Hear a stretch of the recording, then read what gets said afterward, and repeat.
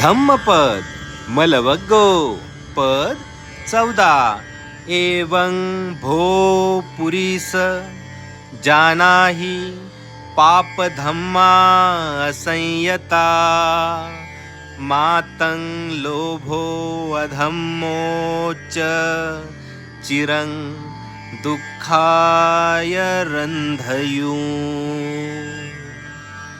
म्हणजे हे चांगल्या माणसा, हे जाणून घे की असंयमी लोक जे अविचारी आहेत व विचार करायला ज्यांच्याकडे वेळ नाही, पापी असतात. तुला लोभ आणि अधर्म चिरकाल दुःखात पिचत न ठेवत, तुला चिरकाल दुःखात